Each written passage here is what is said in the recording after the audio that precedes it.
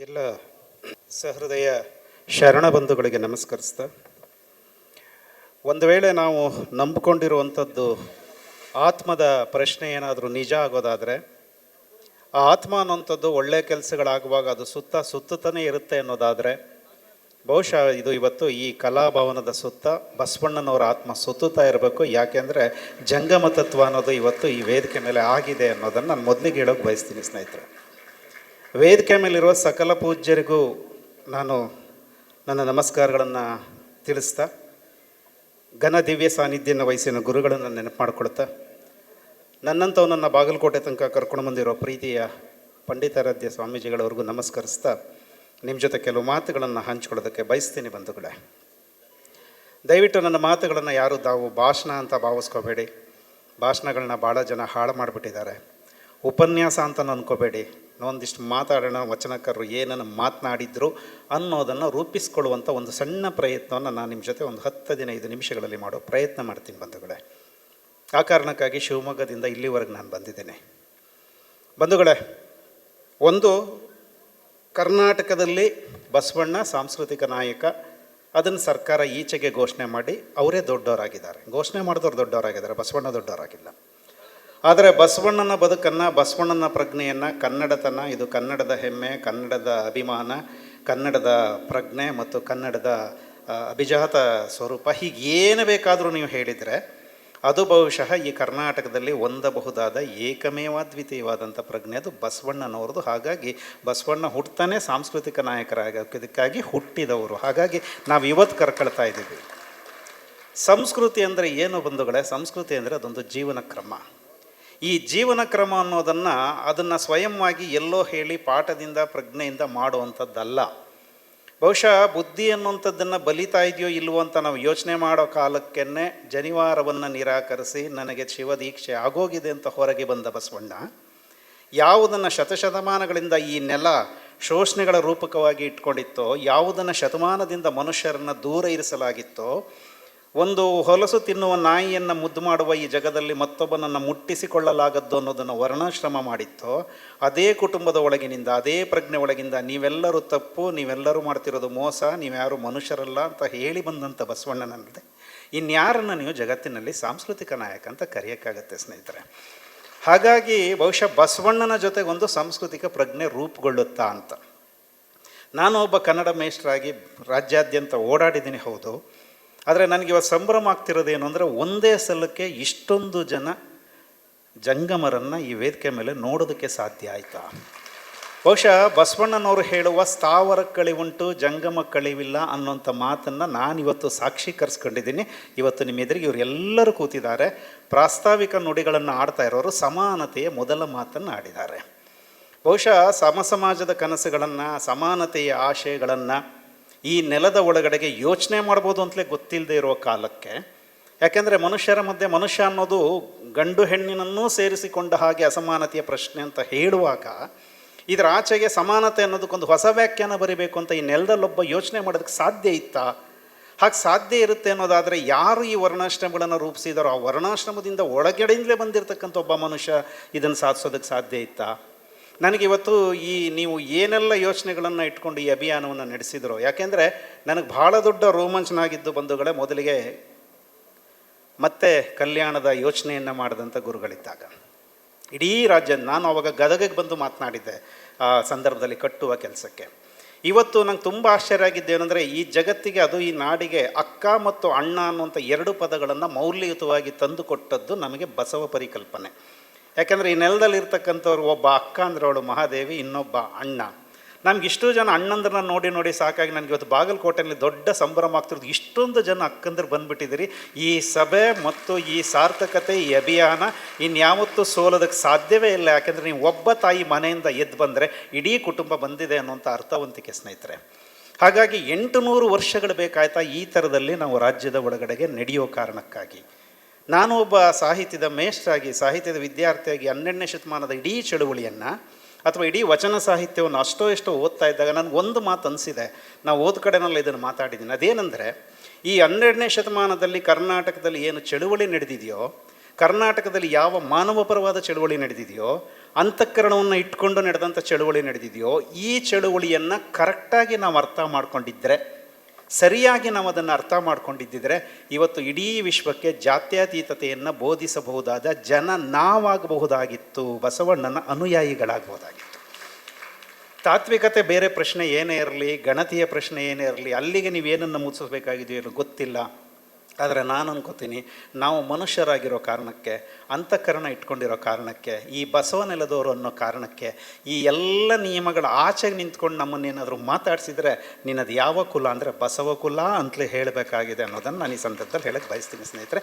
ಇದು ಯಾವುದನ್ನು ನಾನು ಉತ್ಪ್ರೇಕ್ಷಿತವಾಗಿ ಯಾಕೆ ಹೇಳ್ತಿಲ್ಲ ಅಂತಂದರೆ, ನನಗನ್ಸಿದ್ದೇನು ಅಂದರೆ, ಇವತ್ತಿಗೂ ಕನ್ನಡದಲ್ಲಿ ಇಷ್ಟು ಸಂಶೋಧನೆಗಳು ನಡೀತಾ ಇದ್ದಾವೆ, ಆದರೆ ಇವತ್ತಿಗೂ ವಚನ ಚಳುವಳಿಯನ್ನು ಒಳಗೆ ಹೋಗಿ ಇಡೀ ಚಳುವಳಿಯನ್ನು ಅರ್ಥೈಸ್ಕೊಳ್ಳೋದಕ್ಕೆ, ವಚನಗಳನ್ನು ಅರ್ಥೈಸ್ಕೊಳ್ಳೋದಕ್ಕೆ ನಮಗಿನ್ನೂ ಸಾಧ್ಯ ಆಗಿಲ್ಲ. ಯಾಕೆ ಅಂದರೆ ನಾವು ಅವರಾಗದೆ, ನಾವು ಶರಣರಾಗದೆ, ನಾವು ಜಂಗಮರಾಗದೆ, ನಮ್ಮ ಮಾತುಗಳು ಜ್ಯೋತಿರ್ಲಿಂಗ ಆಗದೆ, ನಮ್ಮ ಕೆಲಸ ಕಾಯಕವೇ ಕೈಲಾಸವಾಗದೆ, ಮತ್ತು ನಾವು ನಮ್ಮ ದೇಹವನ್ನೇ ದೇಗುಲ ಮಾಡಿಕೊಳ್ಳಲಾಗದೆ ನಮ್ಗೆ ಅವರನ್ನು ಅರ್ಥೈಸ್ಕೊಳ್ಳೋದಕ್ಕೆ ಸಾಧ್ಯ ಇಲ್ಲ ಬಂಧುಗಳೇ. ಸೊ ಹಾಗಾಗಿ ಇದೊಂದು ಸಾಂಸ್ಕೃತಿಕವಾದಂಥ ಜವಾಬ್ದಾರಿ. ಹೌದು, ಎಂಥ ಹೊತ್ತಿನಲ್ಲಿ ಈ ಚಳುವಳಿಯನ್ನು ಶುರು ಮಾಡಿರೋದು ನಾವು, ಎಂಥ ಹೊತ್ತಿನಲ್ಲಿ ಇಡೀ ಅಖಂಡ ಕರ್ನಾಟಕನ ಕ್ರೋಢೀಕರಿಸ್ತಾ ಇರೋದು ನಾವು. ಬಹುಶಃ ನಿಮಗೆ ಚೆನ್ನಾಗಿ ಗೊತ್ತು, ಯಾವ ನೆಲ ಸರ್ವಜನಾಂಗದ ಶಾಂತಿಯ ತೋಟ ಆಗಿತ್ತೋ, ಯಾವ ನೆಲ ಸಾಮರಸ್ಯದ ರೂಪಕವಾಗಿತ್ತೋ, ಆ ನೆಲದಲ್ಲಿ ಮನುಷ್ಯರ ಮಧ್ಯೆ ಬೆಂಕಿ ಹಚ್ಚುವ, ಧರ್ಮಗಳ ಹೆಸರಿನಲ್ಲಿ ನಮ್ಮನ್ನು ದೂರ ಮಾಡುವ. ಯಾಕಂದರೆ ನಿಮಗೆಲ್ಲರಿಗೂ ಗೊತ್ತಿದೆ ಅನ್ಕೋತೀನಿ ಬಂಧುಗಳೇ, ಯಾವ ಜಗತ್ತಿನ ಧರ್ಮವೂ ಕೂಡ ನೀನು ಒಬ್ಬನಿಗೆ ಮೋಸ ಮಾಡು, ಒಬ್ಬನನ್ನು ವಂಚನೆ ಮಾಡು, ಒಬ್ಬನನ್ನು ಕೊಲ್ಲು, ಒಬ್ಬನನ್ನು ಬಿರೆ ಮಾಡು ಅಂತ ಯಾವ ಧರ್ಮವೂ ಹೇಳೋದಿಲ್ಲ. ಒಂದು ವೇಳೆ ಅದನ್ನು ಹೇಳುತ್ತೆ ಅನ್ನೋದಾದ್ರೆ ಅದು ಧರ್ಮ ಆಗಿರೋದಕ್ಕೆ ಸಾಧ್ಯ ಇಲ್ಲ. ಹಾಗಾಗಿ ಆ ಥರದೊಂದು ಮಹಾಮಾರ್ಗದ ರೂಪಕಗಳಾಗಿರತಕ್ಕಂಥದ್ದನ್ನು ನಾವು ಅರ್ಥೈಸ್ಕೊಳ್ಳುವಂಥ ಕ್ರಮದ ಒಳಗಡೆಗೆ ತುಂಬ ಸಂಕೀರ್ಣಗೊಂಡಿದೆ ನಮ್ಮ ಜಗತ್ತು, ಸಿಕ್ಕಾಪಟ್ಟೆ ಸಂಕೀರ್ಣಗೊಂಡಿದೆ.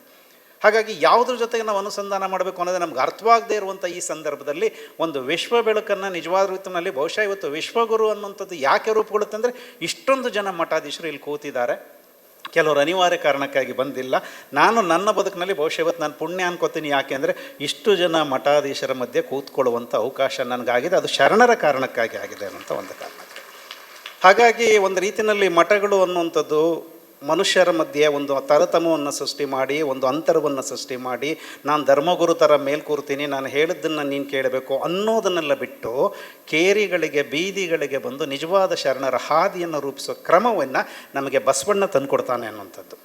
ಬಸವಣ್ಣ ಬಂಧುಗಳೇ, ನಿಮಗೆಲ್ಲರಿಗೂ ಗೊತ್ತು, ಏಕಕಾಲಕ್ಕೆ ಬಸವಣ್ಣನನ್ನು ನಾವು ಮಾರ್ಕ್ಸ್ವಾದಿ ಅಂತ ಕರಿತೀವಿ, ಯಾಕೆಂದರೆ ಅರ್ಥವ್ಯವಸ್ಥೆಯ ಕಾರಣಕ್ಕಾಗಿ. ಬಸವಣ್ಣನವ್ರನ್ನ ಮಹಾಮಾನವತೀಯವಾದಿ ಅಂತ ಕರಿತೀವಿ, ಯಾಕೆಂದರೆ ಹಾರುವ ನಿನ್ನದಿರಿ ಅನ್ನುವ ಹಠದ ಕಾರಣಕ್ಕಾಗಿ. ಬಸವಣ್ಣ ನಮ್ಮ ಬದುಕುಗಳನ್ನ ಶುದ್ಧ ಮಾಡ್ದ ಅಂತ ಕೇಳ್ತೀವಿ, ಯಾಕೆ ಅಂತಂದರೆ ಲಿಂಗ ಮೆಚ್ಚು ಹೌದೌದು ಅನ್ನೋ ಬಗ್ಗೆ ನೀನು ಮಾತಾಡಬೇಕು ಅನ್ನೋಂಥ ಕಾರಣಕ್ಕಾಗಿ. ಮತ್ತು ಆತ್ಮಾವಲೋಕನದ ಪ್ರಶ್ನೆಗಳನ್ನು ಹೇಳ್ತಾ ನೆರೆಮನೆಯರ ದುಃಖಕ್ಕೆ ಅಳುವರ ಮೆಚ್ಚ ನಮ್ಮ ಕೂಡಲ ಸಂಗಮ ದೇವ ಅಂತ ಮಾತನಾಡ್ತಾ ಸರಳವಾಗಿ ಒಂದು ಬದುಕನ್ನು ಹೇಳುವ ಕ್ರಮವನ್ನು ಈಚೆಗೆ ನನಗೆ ಮೊನ್ನೆ ತಾನೇ ಅದನ್ನು ಮುಗಿಸಿ ಟೈಪಿಂಗ್ಗೆ ಕೊಟ್ಟು ಬಂದೀನಿ. ಸಾಂಸ್ಕೃತಿಕ ನಾಯಕ ಬಸವಣ್ಣ ಅಂತಲೇ ಒಂದು ಪುಸ್ತಕ ಮಾಡ್ತಾಯಿದ್ದೀನಿ. ನನಗೆ ಪಂಡಿತಾರಾಧ್ಯ ಶ್ರೀಗಳು ಹೇಳಿದರು, ಸಾಧ್ಯವಾದರೆ ಅದನ್ನ ಸೆಪ್ಟೆಂಬರ್ ಒಳಗೆ ಒಂದರೊಳಗೆ ಮುಗಿಸ್ಬಿಡಿ ನಾಯಕರೇ, ಅದು ಪ್ರಿಂಟ್ ಆಗಿದ್ದರೆ ಅಂತ. ನನಗದು ಆಗಲಿಲ್ಲ. ಆದರೆ ಇದಾದಮೇಲೆ ಇದು ಮುಗಿಯಷ್ಟು ಬಹುಶಃ ಆ ಪುಸ್ತಕ ಸಂಪೂರ್ಣಗೊಳ್ಳುತ್ತೆ. ಅಂದರೆ ನಾನು ಯಾಕೆ ಯೋಚನೆ ಮಾಡ್ತಾ ಇದ್ದೀನಿ, ನಿಮಗೆ ನೆನಪಿರಲಿ ಬಂಧುಗಳೇ, ಈ ಹೊತ್ತು ಕರ್ನಾಟಕದಲ್ಲಿ ಅತಿ ಹೆಚ್ಚಿನ ಕತೆ ಬಂದಿದ್ದರೆ, ಕಾವ್ಯ ಬಂದಿದ್ದರೆ, ನಾಟಕ ಬಂದಿದ್ದರೆ, ಕಾದಂಬರಿಗಳು ಬಂದಿದ್ದರೆ ಅದೊಬ್ಬ ಸಾಂಸ್ಕೃತಿಕ ನಾಯಕ ಅಂದರೆ ಬಸವಣ್ಣನ ಮೇಲೆ. ಯಾಕೆ ಹಿಂಗೆ ಕಾಡ್ತಾ ಇದ್ದಾನೆ ಒಬ್ಬ ನಾಯಕ ನಮ್ಮನ್ನು ಮತ್ತೆ ಯಾಕೆ ಕಾಡ್ತಾನೆ? ಅರ್ಥ ಆಗದಿದ್ರು ಬಸವಣ್ಣ ಯಾಕೆ ನಮ್ಮನ್ನು ಕಾಡ್ತಾನೆ? ಎಷ್ಟು ಜನ ಬಸವಣ್ಣನ ನಾವು ಓದ್ಕೊಂಡಿದ್ದೀವಿ, ಎಷ್ಟು ಜನ ತಿಳ್ಕೊಂಡಿದ್ದೀವಿ ಅಂತ ಗೊತ್ತಿಲ್ಲದಿದ್ರು ಬಸವಣ್ಣನ ವಿಗ್ರಹ ಕಂಡ ತಕ್ಷಣ ಕೈ ಮುಗಿಬೇಕು ಅಂತ ಯಾಕೆ ಅನಿಸುತ್ತೆ? ಇವತ್ತು ಇವ್ರು ಹೇಳಿದ್ರಲ್ಲ, ಇಲ್ಲಿ ಪ್ರಾಸ್ತಾವಿಕ ಮಾತನಾಡ್ತಾ ಒಂದು ಮಾತನ್ನು ಹೇಳಿದ್ರಲ್ಲ, ನಾನು ಒಪ್ತೀನಿ. ನೀವು ನಮ್ಮ ಮನೆಗಳಿಗೆ ಬಂದರೂ 3-4 ಕಡೆ ತಿರುಗಿದ್ರೆ ಬುದ್ಧ ಕಾಣಬೇಕು, ಇಲ್ಲ ಬಸವ ಕಾಣಬೇಕು ಅನ್ನೋ ಬದುಕ್ತಿದ್ದೀವಿ. ಯಾಕೆಂದರೆ ಮುಂದಿನ ಜನ್ರೇಷನ್ಗೆ ನಾವು ಇವ್ರನ್ನ ಮಾತ್ರ ಅರ್ಥೈಸ್ಬೇಕು. ಯಾಕಂದರೆ ನಂಗೆ ಭಾಳ ಸಂತೋಷ ಅನಿಸೋದು ಏನಂದರೆ, ನೀವು ಈಚಿನ ದಿನಗಳಲ್ಲಿ ಎಲ್ಲೆಲ್ಲೂ ಬಸವಣ್ಣ ಕಾಣಿಸ್ಕೊತಿದ್ದಾರೆ. ಯಾಕೆ ಅಂತ ಗೊತ್ತಿಲ್ಲ ನನಗೆ. ನೀವೊಂದು ಕಾರ್ಯಕ್ರಮಕ್ಕೆ ಹೋಗಿ ಬಸವಣ್ಣನ ಕೊಡ್ತಾರೆ, ಒಂದು ಮಾತಾಡಿ ಬಸವಣ್ಣನ ಬಗ್ಗೆ ಉಲ್ಲೇಖ ಮಾಡ್ತೀವಿ. ಇವತ್ತು ಈ ಥರದ್ದೆಲ್ಲ ಒಂದು ಕ್ರಾಂತಿಯಾಗಿ ಬಹುಶಃ ಏನಾಗಬಹುದು, ಮುಂದಿನ ಹೊಸ ತಲೆಮಾರು ಇವತ್ತು ನಮ್ಮನ್ನು, ನಮ್ಮ ಮನೆಗಳನ್ನು, ನಮ್ಮ ನಂಬಿಕೆಗಳನ್ನೆಲ್ಲ ದೂರ ಮಾಡ್ತಿರೋ ಈ ಜನ್ರೇಷನ್ಗೆ ಮುಂದೆ ಬಸವಣ್ಣ ಕುತೂಹಲ ಆಗ್ತಾನೆ. ಯಾಕೆಂದರೆ ಬಸವಣ್ಣ ಸಂಸ್ಕೃತದಲ್ಲೂ ಮಾತಾಡಲಿಲ್ಲ, ಬಸವಣ್ಣ ಯಾವ ಶಾಸ್ತ್ರವನ್ನೂ ಹೇಳಲಿಲ್ಲ, ಮತ್ತು ಬಸವಣ್ಣ ಯಾವುದೇ ಕಾವ್ಯ ಬಿಡಿಸಲಿಲ್ಲ. ಬಸವಣ್ಣ ತಾನು ಬದುಕಿದ್ದನ್ನೇ ಬರದ ಮತ್ತು ಬರೆದದ್ದನ್ನೇ ಬದುಕಿದ, ಹೇಳಿದ್ದನ್ನೇ ಮಹಾಮನೆ ಮಾಡಿದ ಸ್ನೇಹಿತರೆ. ಹಾಗಾಗಿ ಒಂದು ನೋಡಿ, ಅಲ್ಲಿ ಯೋಚನೆ ಮಾಡೋ ಕ್ರಮ ಈ ಹೊತ್ತಿಗೂ ಈ ದೇಶದ ಒಳಗಡೆಗೆ ಜೊತೆ ಕೂತ್ಕೊಂಡು ಊಟ ಮಾಡೋಕ್ಕಾಗ್ತಿಲ್ಲ ನಮ್ಮ ಕೈನಲ್ಲಿ. ಹಾಗಾಗಿ ಒಂದು ಊಟ ಮಾಡೋದನ್ನೇ ದೊಡ್ಡ ಸಮಸ್ಯೆ ಮಾಡ್ಕೊಂಡಿರ್ತಕ್ಕಂಥ ಸಂಬಂಧಗಳು ನಮ್ಮ ಮಧ್ಯದಲ್ಲಿ ನಡೀತಾ ಇದ್ದಾವೆ. ನಿಮಗೆ ಭಾಳ ಆಶ್ಚರ್ಯ ಅನ್ನಿಸ್ಬೋದು, ಎಷ್ಟು ದೊಡ್ಡದಾದಂಥ ಮಾನವೀಯತೆಯ ಆಲೋಚನೆಯನ್ನು ಬಸವಣ್ಣ ಮಾಡ್ತಾರೆ ಹೊತ್ತು ಅಂತಂದರೆ, ಈ ನೆಲದ ಒಳಗಡೆಗೆ, ಅದು ಭಾರತದಂಥ ನೆಲದ ಒಳಗಡೆಗೆ ನಮ್ಮ ಮನೆಯ ಹೆಣ್ಮಕ್ಳು ಹೆಣ್ಣು ಅನ್ನೋ ಕಾರಣಕ್ಕಾಗಿ ಅವಳನ್ನ ಹೊರಗಿಡಬೇಕು ಅಂತ ಆಲೋಚನೆ ಮಾಡ್ತಿರುವಂಥ ದರಿದ್ರ ಚಿಂತನೆ ಇರುವ ಈ ಮನೆಯ ಒಳಗಡೆಗೆ ಜೊತೆ ಕೂತು ಊಟ ಮಾಡಬಹುದಾದ ಒಂದು ಕ್ರಮದಿಂದಲೇ ಮಾನವತೆಯ ಧರ್ಮ ಶುರು ಮಾಡಿದ ದಾಸೋಹನ ಕಲ್ಪನೆ ಇದೆಯಲ್ಲ, ಅದು ಬಸವಣ್ಣವ್ರು ಬಿಟ್ಟು ಬೇರೆ ಯಾರಿಗೂ ಬರೋಕ್ಕೆ ಸಾಧ್ಯ ಆಗಿರಲ್ಲ. ಯಾಕೆ ಅದು ಅಂತ? ಯಾಕಂದರೆ ನೋಡಿ, ನಾವು ಭಾಳ ಸಲ ಏನು ಮಾಡ್ತೀವಿ ಅಂದರೆ, ಈ ಮದುವೆ ಮನೆಗಳಿಗೆ ಹೋದಾಗ ಊಟಕ್ಕೋಸ್ಕರ ಹಪ್ಪಾಪಿಸ್ತೀವಿ. ಅದರಲ್ಲಂತೂ ಈ ದಿನಗಳಲ್ಲಿ ಜಾಸ್ತಿ ಆಗಿಬಿಟ್ಟಿದೆ ಬಂಧುಗಳು. ಅದು ಎಷ್ಟರ ಮಟ್ಟಿಗೆ ಅಂದರೆ, ಊಟ ಮಾಡ್ತಿರ್ತಾರೆ, ಅವ್ರು ಬೆನ್ನಿಗೆ ನಿಂತಿರ್ತೀವಿ, ಎಷ್ಟೊತ್ತಿಗೆ ಊಟ ಮಾಡಿ ಹೇಳ್ತಾರೋ ಅಂತ. ಅಷ್ಟೊಂದು ಒಂಥರ ಏನು ಅನ್ನ ಇಲ್ವಾ ಅನ್ನೋ ಥರ ಅಲ್ಲ, ಹಂಗೆ ನಿಂತುಬಿಟ್ಟಿದ್ದೀವಿ ನಾವು. ರಿಸೆಪ್ಷನ್ಗೆ ಭಾಳ ಸಲ ಮೇಲೆ ಹೋಗೋದಿರಲ್ಲ, ಡೈನಿಂಗಲ್ಲಿ ಊಟ ಮಾಡ್ಕೊಂಡು ವಾಪಸ್ ಹೋಗ್ಬಿಡೋ ಅಷ್ಟು ಮಟ್ಟಿಗೆ ನಾವು ಬಂದಿದ್ದೀವಿ. ಒಂದೊಂದು ಸಲ ನನ್ನಂತೂ ಭಯ ಆಗುತ್ತೆ. ಯಾಕಂದರೆ ಕಳೆದ 20-25 ವರ್ಷಗಳ ಹಿಂದೆ ಮದುವೆ ಮನೆಗಳಲ್ಲಿ ಊಟಕ್ಕೆ ಮುಂಚೆ ಕೂತ್ಕೊಂಡ್ರೆ, ಊಟಕ್ಕೆ ಯಾರು ಕರೆದ್ರೆ ಏನು ಮಾನಮರೇ ಇದೆಯಲ್ಲ, ಊಟಕ್ಕೆ ಬಂದಿದ್ದೀವ, ಮೊದಲು ದಾರಿ ಎರಿತಿದ್ವಿ ಅಂತಿದ್ವಿ. ಈಗ ಇದಕ್ಕಿದ್ದಂಗೆ ಏನೇನೋ ಹೊಸದೆಲ್ಲ ಶುರುವಾಗಿ ಊಟ ಮಾಡೋರು ಹಿಂದೆ ಕ್ಯೂ ನಿಂತ್ಕೊಂಡ್ಬಿಡ್ತೀವಿ. ಅವ್ರಿಗೆ ಎಷ್ಟು ಜನಕ್ಕೆ ಹೊಟ್ಟೆನೋ ಬರುತ್ತೋ ಏನೋ ಗೊತ್ತಿಲ್ಲ, ನಮ್ಮ ಕಣ್ಣು ಬಿದ್ದು, ಅಥವಾ ಅವರು ನಮ್ಮ ಹಿಂದೆ ನಿಂತವ್ರಲ್ಲ ಅನ್ನೋ ಕಾರಣಕ್ಕೆ ನಾವು ಊಟ ಮಾಡಿಡ್ತೀವೋ ಗೊತ್ತಿಲ್ಲ. ಅಂದರೆ ಅದರ ಅರ್ಥ ನಮ್ಗೆ ಊಟ ಇಲ್ಲ ಅಂತಲ್ಲ. ಈ ಜಗತ್ತಿನ ಒಳಗಡೆಗೆ ಒಂದು ಸರ್ವ ಸಮಾನತೆಯನ್ನು ಯಾರೂ ಅಂತಲೇ ಗೊತ್ತಿಲ್ಲದೆ ಅಕ್ಕಪಕ್ಕ ಕೂತು ಊಟ ಮಾಡಿ ಇದು ಚೆನ್ನಾಗಿದೆ ಅಂತ ಹೇಳಿ ಹೋಗೋದ್ರ ಮೂಲಕ ಮನುಷ್ಯತ್ವದ ಅಂತಃಕರಣದ ದಾಸೋಹದ ಕಲ್ಪನೆ ಅವತ್ತು ಬಸವಣ್ಣ ಮಾಡಿದರು. ಹಾಗೆ ಯೋಚನೆ ಮಾಡ್ತಿರುವಾಗ ಸಮಾನತೆಯ ಪ್ರಶ್ನೆ ಏನಾಯಿತು? ದುಡಿಯವನು ಒಬ್ಬ ಜಾಸ್ತಿ ದುಡಿತಾನೆ, ಒಬ್ಬ ಕಡಿಮೆ ದುಡಿತಾನೆ, ಹಾಗಲ್ಲ. ನೀ ದುಡ್ದದ್ನೆಲ್ಲ ತಂದು ಒಟ್ಟಿಗೆ ಹಾಕಿ ಅದನ್ನು ಒಟ್ಟಿಗೆ ಬೇಯಿಸಿ ಎಲ್ಲರೂ ಸಮಾನವಾಗಿ ಊಟ ಮಾಡಬೇಕು ಅನ್ನೋಂಥದ್ದು. ಯಾಕೆಂದರೆ ಇಂಥದ್ದು ನಿಮ್ಮ 100 ಕಥೆಗಳಿದ್ದಾವೆ. ಆಯ್ದಕ್ಕೆ ಮಾರಾಯಂದಿರ್ಬೋದು, ಆ ಲಕ್ಕಮ್ಮನ ಕಥೆ ಇರ್ಬೋದು, ನಿಮ್ಗೆ ಇಂಥ 100 ಕಥೆಗಳಿದ್ದಾವೆ. ಹೌದು, ಆದರೆ ನಾನು ಅದನ್ನು ಯಾವುದನ್ನೂ ಪ್ರಸ್ತಾಪ ಮಾಡೋಕ್ಕೆ ಹೋಗ್ತಿಲ್ಲ. ಆದರೆ ಇವನ್ನೆಲ್ಲ ಮೀರಿ ಯಾಕೆ ಬಸವಣ್ಣ ಈ ನೆಲದ ಒಳಗಡೆಗೆ ನೀವು ಸಮಾಜದ ಕನಸನ್ನು ಮೊದಲ ಬಾರಿಗೆ ಯೋಚನೆ ಮಾಡುವಾಗ ಊಟದ ಪರಿಕಲ್ಪನೆಯನ್ನು ಯಾಕೆ ಮಾತಾಡ್ತಾರೆ? ಸೊ ಹಾಗಾದಾಗ ಆ ಥರದ ಮೂಲಕವಾಗಿ ಇವತ್ತಿಲ್ಲಿ ಮಾತಾಡಿದ್ರಲ್ಲ, ದಾಸೋಹ ನಡೀತಿದೆ ಅಂತ. ದಾಸೋಹ ನಡೀತಿದೆ ಬಹುಶಃ ಈ ದೇಶದಲ್ಲಿ ಇವತ್ತು. ಹೌದು, ಎಲ್ಲ ಮಠಗಳಲ್ಲೂ, ಎಲ್ಲ ಜಾತಿಯ ಮಠಗಳಲ್ಲೂ, ಎಲ್ಲ ಕಡೆಗಳಲ್ಲೂ, ಅಥವಾ ಗಣಪತಿ ಬಿಡುವಲ್ಲೂ ನಾವು ಊಟಕ್ಕೆ ಹಾಕ್ತಿದ್ವಿ. ಹೌದು, ಆದರೆ ಇದರ ಮೂಲ ಸೆಲೆ ಬಂದಿದ್ದು ಎಲ್ಲಿಂದ? ಬಸವಣ್ಣನಿಂದಲೇ ಬಂದಿದ್ದು. ಯೋಚನೆ ಮಾಡೋದ್ರ ಮೂಲಕ ಸಮಾನತೆಯನ್ನು ಊಟದ ಮೂಲಕ ಸಾಧಿಸ್ಬೋದು ಅನ್ನೋವಂಥ ಒಂದು ಅರ್ಥ ಪ್ರಜ್ಞೆಯನ್ನು ಮೊದಲ ಬಾರಿಗೆ ಮಾರ್ಕ್ಸ್ ಸಿದ್ಧಾಂತವನ್ನು ಯೋಚನೆ ಮಾಡಿದವರು ಬಸವಣ್ಣ. ಹೌದು, ಈ ನೆಲದೊಳಗಡೆಗೆ. ಹಾಗಾಗಿ ಇದು ಹೇಗಾಯಿತು ಅಂದರೆ ನೋಡಿ, ಒಂದು ಕಲ್ಯಾಣ ಅನ್ನೋಂಥದ್ದು ಒಂದು ಕ್ಷೇತ್ರ, ಅದು ಬಹುಶಃ ಕಲ್ಯಾಣ ಕ್ಷೇತ್ರ ಅನ್ನೋದು, ಅಥವಾ ಕಲ್ಯಾಣ ದೊಡ್ಡದಾಗಿತ್ತು ಬಸವಣ್ಣನ ಕಾರಣಕ್ಕಾಗಿ. ಬಸವಣ್ಣ ಕಲ್ಯಾಣ ಬಿಟ್ಬಿಟ್ಟು ಬಾಗಲಕೋಟೆಯಲ್ಲಿ ಕೂತಿದ್ರೆ, ಬಸವಣ್ಣ ಅದನ್ನು ಬಿಟ್ಬಿಟ್ಟು ಮೈಸೂರು ಬಂದಿದ್ರೆ ಅದೇ ಕಲ್ಯಾಣ ಆಗ್ತಾಯಿತ್ತು. ಆಮೇಲೆ ಯಾವಾಗಲೂ ನೆನ್ಪಿಟ್ಕೊಳ್ಳಿ ಸ್ನೇಹಿತರೆ, ಒಂದು ಕಾಲ ಅಂತ ಇರುತ್ತಲ್ಲ, ಈ ಕಾಲ ಏನು ಮಾಡುತ್ತದೆ ಅಂತಂದರೆ ತುಂಬ ಪಕ್ವಗೊಂಡು ಏನೋ ಬೇಕು ಅಂತ ಕಾಯ್ತಿರುತ್ತೆ. ರೈತರಾಗಿರೋ ನಿಮ್ಗೆ ಗೊತ್ತು, ಮಳೆ ಬಿಸಿಲನ್ನು ನೆಲವನ್ನು ಹದ ಮಾಡಿಕೊಂಡು ಮಳೆಯನ್ನು ಕೇಳ್ತಿರುತ್ತೆ. ಹಾಗೆ ಒಂದು ಕಾಲ, ಕರ್ನಾಟಕದ ಒಂದು ಕಾಲ ಏನನ್ನೋ ಹಂಬಲಿಸಿ, ಏನೋ ಬೇಕು ಅಂತ ಹಂಬಲಿಸಿ, ಈ ದೇಶಕ್ಕೆ ಒಂದು ಮೊದಲ ಬಾರಿಗೆ ಒಂದು ಮಾನವೀಯತೆಯ ಸಂವಿಧಾನವನ್ನು ಕೊಡಬಹುದಾದಂಥ ಒಬ್ಬ ವ್ಯಕ್ತಿ ಇಲ್ಲೇ ಹುಟ್ಟಬೇಕು ಅಂತ ಹಂಬಲಿಸಿ ಆ 12ನೇ ಶತಮಾನದಲ್ಲಿ ಕಲ್ಯಾಣವನ್ನು ಹದ ಮಾಡಿಕೊಂಡಿತ್ತ ಅನಿಸುತ್ತೆ. ಹಾಗಾಗಿ ಬಸವಣ್ಣ ಅಲ್ಲಿಗೆ ಬರ್ತಾರೆ ಸ್ನೇಹಿತರೆ. ಇದು ಬಸವಣ್ಣ, ನಾವು ಭಾಳ ಸಲ ಮಾತಾಡುವಾಗ ಇದು ನೆಲದ ಪುಣ್ಯ ಆಕಸ್ಮಿಕ ಅಂತ ಹೇಳುವಾಗ ಇದಷ್ಟೇ ಆಗಿಲ್ಲ, ಪ್ರಕೃತಿ ಕೂಡ ಬಯಸಿ ಇಂಥವರೊಬ್ಬರನ್ನು ಇಲ್ಲಿ ಬಿತ್ತಬಹುದು ಅಂತ ಯೋಚನೆ ಮಾಡುವಂಥ ಒಂದು ಕ್ರಮ. ಅವತ್ತು ಬಸವಣ್ಣ ಬಿತ್ತಿದ ಆ ಆಲೋಚನೆ ಇವತ್ತು ಬಾಗಲಕೋಟೆಯ ಈ ವೇದಿಕೆ ಮೇಲೆ ಇಷ್ಟೂ ಜನ ಸ್ವಾಮಿಗಳು ಬಿತ್ತಿದ್ದನ್ನು ಬೆಳೆದುಕೊಂಡ ಫಲಿತವಾಗಿ ನಮ್ಮ ಕಣ್ಣೆದುರಿಗೆ ಕೂತಿದ್ದಾರೆ ಸ್ನೇಹಿತರೆ. ಹಾಗಾಗಿ ಇದು ನನಗೇನು ಅನಿಸೋದು ಅಂತಂದರೆ, ಇದು ನಿಲ್ಲಬಾರದು. ಹೌದು, ಯಾಕೆಂದರೆ ಇವತ್ತು ಬಹುಶಃ ಇಲ್ಲಿರೋ ಅಷ್ಟೂ ಜನ ಸ್ವಾಮೀಜಿಗಳು ತಮ್ಮ ಎದುರುಗಡೆಗೆ ಕೂತ್ಕೊಂಡು ಬದ್ಧತೆಯಿಂದ ಪ್ರಮಾಣ ವಚನ ಸ್ವೀಕರಿಸ್ದಂಗೆ ಬದ್ಧರಾಗಿಬಿಟ್ಟಿದ್ದಾರೆ. ಅದರ ಅರ್ಥ ಏನು ಅಂತಂದರೆ, ನಾವು ಸಮಾಜದ ತೇರನ್ನು ಎಳಿತೀವಿ, ನಿಮ್ಮ ಜೊತೆಗೆ ನಿಲ್ತೀವಿ, ನಿಮ್ಮನ್ನು ಮನುಷ್ಯರನ್ನಾಗಿ ಮಾಡ್ತೀವಿ. ಯಾವುದು ಕಷ್ಟ ಸಾಧ್ಯವಾಗಿದೆಯೋ, ಬಹಳ ವಿಚಿತ್ರ ಏನನ್ಸುತ್ತೆ ಅಂತಂದರೆ, ಲಿಂಗಾಯತ ಅಥವಾ ಬಸವ ಪಥವನ್ನು ಧರ್ಮ ಮಾಡಬೇಕು ಅಂತ ಹೋರಾಟ ಮಾಡಬಹುದಾದ ಸ್ಥಿತಿಯೇ ಒಂದು ವಿದುರಂತವಾದಂಥ ಸ್ಥಿತಿ. ಯಾಕೆಂತಂದರೆ ಮನುಷ್ಯತ್ವವನ್ನು, ಮಾನವೀಯತೆಯನ್ನು ಮಾತನಾಡಬಹುದಾದ ಬಸವಣ್ಣ ಇದಾರಲ್ಲ, ಬಸವಣ್ಣನ ದಾರಿಯನ್ನು ನಾವೆಲ್ಲರೂ ಸ್ಪಷ್ಟವಾಗಿ ಹೋಗ್ಬಿಡ್ಬೇಕಾಗಿತ್ತು. ಲೋಕದ ಡೊಂಕ ನೀವೇಕೆ ತಿದ್ದುವಿರಿ ಅಂತ ಹೇಳ್ತಾನೆ ತನ್ನನ್ನು ಸರಿ ಮಾಡ್ಕೊಳ್ತಾ. ಯಾಕಂದರೆ ಇವತ್ತು ಉಪದೇಶ ಕೊಡೋದು ಭಾಳ ಸುಲಭ ಸ್ನೇಹಿತರೆ. ವೇದಿಕೆ ಸಿಗುತ್ತೆ, ನಾನು ಮಾತಾಡ್ಬಿಡ್ತೀವಿ, ನೀವು ಹಂಗಿರಬೇಕು ಹಿಂಗಿರಬೇಕು ಅಂತ ಹೋಗ್ಬಿಡ್ತೀವಿ ನಾವು. ಹಾಗೆ ನೋಡಿದ್ರೆ ಗುರುಗಳನ್ನು ಸಮಾಜ ನೋಡ್ತಿರುತ್ತೆ, ಮೇಷ್ಟ್ರುಗಳನ್ನು ವಿದ್ಯಾರ್ಥಿಗಳು ನೋಡ್ತಿರ್ತಾರೆ, ಇವರು ಮಾತಾಡೋಂಗೆ ಬದುಕ್ತಾರ ಅಂತ ನೋಡ್ತಿರ್ತಾರೆ. ಇಂಥ ಸಂದರ್ಭದಲ್ಲಿ ಮಾತುಗಳೆಲ್ಲ ಸಂದರ್ಭದಲ್ಲಿ ಲೋಕದ ಡೊಂಕ ನೀವೇಕೆ ತಿದ್ದುವಿರಿ ಅಂತಾನೆ. ಯಾಕಂದ್ರೆ ಒಬ್ಬ ಬಹಳ ದೊಡ್ಡ ತತ್ವಜ್ಞಾನಿ ಏನು ಹೇಳ್ತಾನಂದರೆ, ಲೋಕದಲ್ಲಿ ಮೊದಲು ನಿನ್ನನ್ನು ನೀನು ಸರಿಪಡಿಸ್ಕೊ, ಈ ಜಗತ್ತಿನಲ್ಲೊಬ್ಬ ಮೂರ್ಖ ಕಡಿಮೆ ಆಗ್ತಾನೆ ಅಂತ ಅವ್ನು ಮಾತನಾಡ್ತಾನೆ.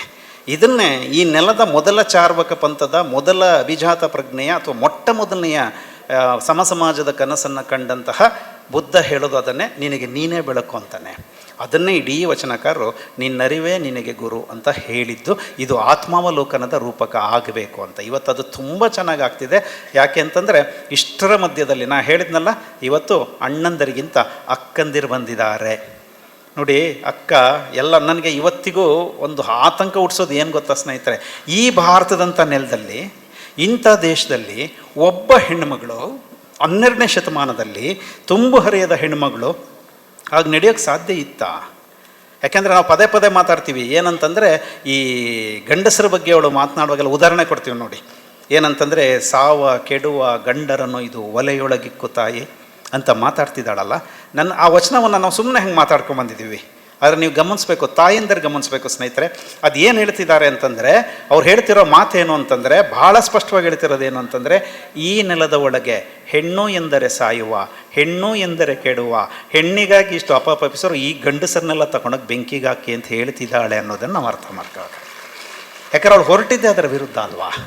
ಹಾಗಾಗಿ ಆ ರೂಪಕಗಳನ್ನು ರೂಪ ಮಾಡ್ಕೊಳ್ತಾ ಬಸವಣ್ಣ ಹೇಳುವ ಇಲ್ಲಿ ಸಲ್ಲುವರು ಅಲ್ಲಿಯೂ ಸಲ್ಲುವರಯ್ಯ, ಈ ಪ್ರಶ್ನೆಗಳನ್ನೆಲ್ಲ ನಾವು ಗಮನದಲ್ಲಿಟ್ಕೊಂಡು ನಮ್ಮ ಮಾತುಗಳನ್ನು ದೇವರಾಗಿಸುವ ಪ್ರಶ್ನೆಗಳನ್ನು ಇಟ್ಕೊಂಡು, ಸ್ಥಾವರ ಕಳಿವಿಂಟು ಜಂಗಮ ಕಳಿವಿಲ್ಲ ಅಂತ ಜಂಗಮನನ್ನೇ ದೇವರನ್ನಾಗಿಸಿಕೊಂಡು, ನಮ್ಮ ಮನೆ ಮುಂದಕ್ಕೆ ಭಿಕ್ಷೆಗೆ ಬರುವ ಶಿವನನ್ನು ನೆನಪಲ್ಲಿಟ್ಕೊಂಡು ಜಂಗಮರನ್ನೇ ರೂಪಿಸಿಕೊಂಡಂಥ ಈ ನೆಲದ ಒಳಗಡೆಗೆ ಬಹುಶಃ ನಾನು ಅನ್ಕೋತೀನಿ ಸ್ನೇಹಿತರೆ, ಈ ದೇಶದ ಒಳಗಡೆಗೆ ಒಂದು ವೇಳೆ ಮುಂದೊಂದು ದಿನ ಒಂದು ಸಮಾನತೆ ಸಾಧ್ಯ ಆಗುತ್ತೆ ಅನ್ನೋದಾದರೆ, ಆ ಸಮಾನತೆ ಹೀಗೆ ಕರ್ನಾಟಕದ ಎಲ್ಲ ಸ್ವಾಮೀಜಿಗಳು ಸೇರಿದ ಕಾರಣಕ್ಕಾಗಿ ಶುರುವಾಗಿದೆ ಮತ್ತು ಬಾಗಲಕೋಟೆಯಲ್ಲಿ ಇಷ್ಟೊಂದು ಜನ ತಾಯಂದರು ಹರಸಿದ ಕಾರಣಕ್ಕಾಗಿ ಫಲಿತಗೊಂಡಿದೆ ಅನ್ನೋದಾಗಬೇಕು. ಅದು ನಿಮ್ಮಿಂದಲೇ ಆಗಬೇಕು.